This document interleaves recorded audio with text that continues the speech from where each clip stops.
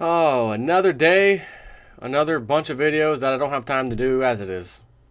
Just can't even keep up with it anymore.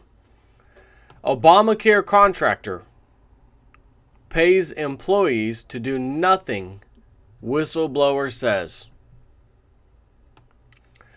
Employees at an Obamacare processing center in Missouri with a contract worth $1.2 billion, not million, billion, are reportedly getting paid to do nothing but sit at their computers.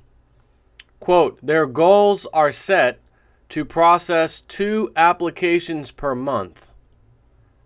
And some people are not able to even do that, the whistleblower told KMOV-TV, referring to employees hired to process paper applications for Obamacare enrollees.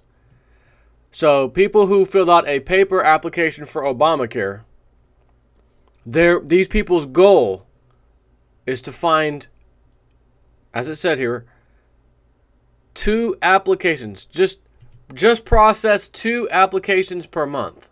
That's what our goal is. Per month? How about 2 applications like per hour, or maybe 1 application per hour per person? I mean, 2 applications per month, and many times that can't even be met.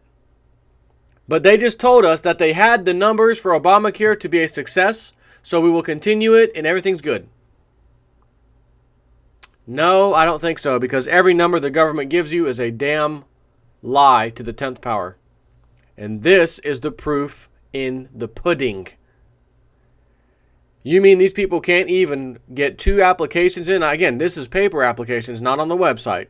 But believe me, there are tons of people who don't use the internet. Maybe think it's too hard, too difficult, whatever the reason. Don't have the internet, can't afford it, just whatever. So there's a ton of paper applications that are available. And you mean to tell me that less than 2 per month is all they can do per person here? That's astounding. The whistleblower employee told the station that weeks can pass without data entry workers receiving even a single application to process. Weeks can pass without data entry workers receiving even a single application to process. Employees reportedly spend their days staring at their computers. They're told to sit at their computers and hit the refresh button to see if any new applications came in every 10 minutes, but no more than every 10 minutes. So you can't be any quicker than that, according to management. They're monitored to hopefully look for an application. So they have to refresh. Did I get anything new? Nope. Try again later. 10 minutes. Okay. Yep, 10 minutes. Try again later. Okay. Nope. No go. So, I mean, I knew the numbers were a lie for Obamacare overall. I knew they were a lie. But this just goes to show you how much of a lie it really was. This is incredible.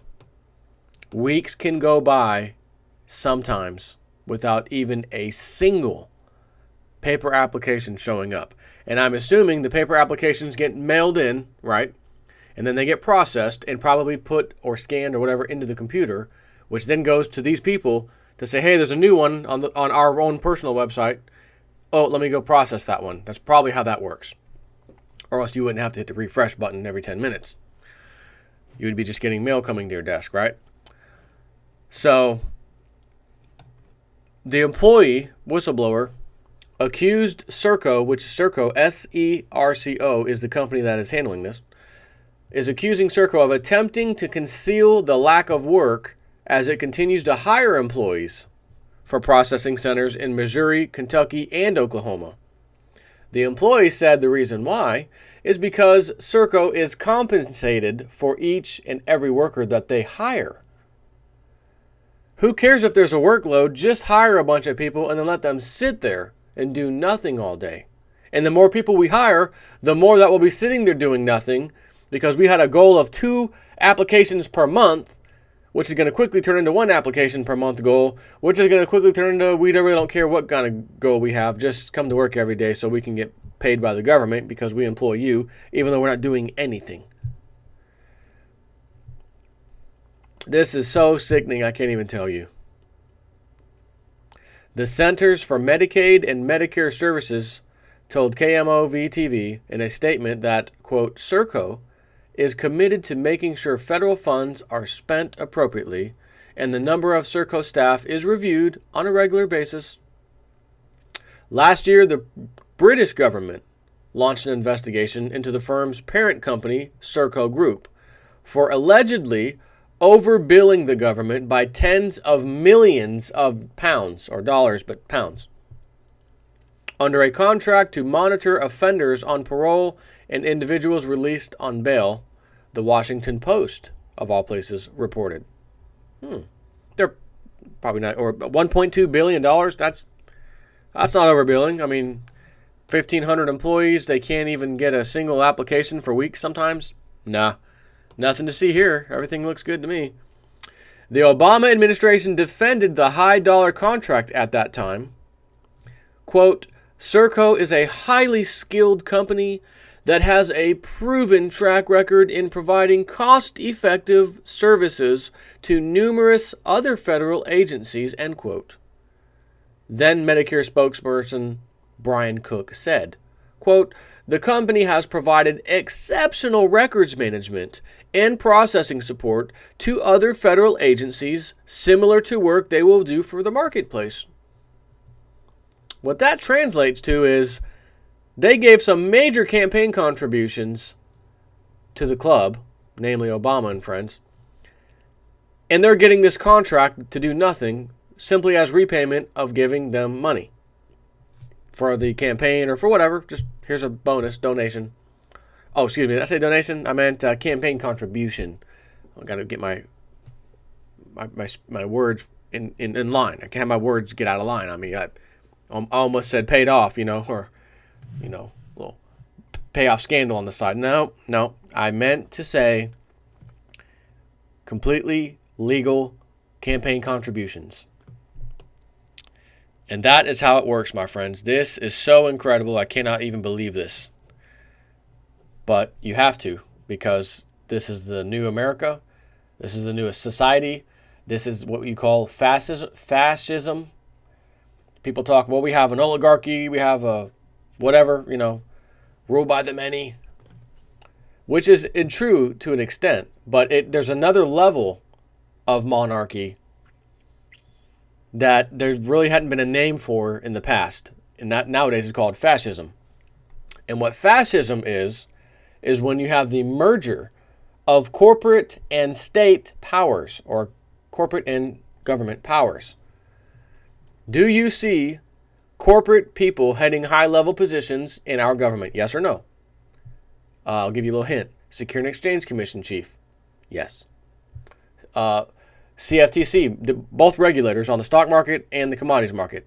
Anyone in the top commission of that, Gary Gensler and other, yep. Oh, okay. So we have some there. I rest my case. There's two examples. There's plenty more. So, yes, we have an oligarchy, but it's fascism now. So we have a fascist oligarchy, or just a fascist state, if you will. And do you see this getting better or worse, right? Do you see things getting better where these people are being found out, get them out of power, throw them in jail, give them a fine, something? Or do you just continually see the same old stuff and just getting more flagrant in with what they do, more money thrown at the politicians, more constitutional rights stripped, et cetera, et cetera, et cetera? That's what's happening. So the thing here is, like anything you could look at in life, everything has a lifespan or a minimum and maximum of whatever is happening. Any event or anything that is happening has some type of climax, right? It starts at some level, has a peak or climax, and then goes down to whatever. So this corruption, this fascism, this oligarchy that we've got here, all of it, it's up there and it's peaking. And as it peaks, these people know they're getting found out. More people are putting pressure on them. They used to not do this before. and they don't care. They still want their power. So then they just say, screw it. We'll just do it in their faces. What are they going to do? What are they going to vote us out? Pfft, we got their voting machines rigged. Right? And then that leads to overthrowing of governments, leads to violence. Then someone new comes up, fixes everything. Everybody stands behind that person. All the bad guys get dealt with, etc. And then the cycle starts new for God knows how long. So this is not uncommon at the climax peak cycle of fascism, whatever you want to call it. Not to say that we're peaking, but there's still a lot more to go. Not to say that that's not possible, because that's very possible. But it's still sickening. It's still ridiculous. So I just had to share that with you.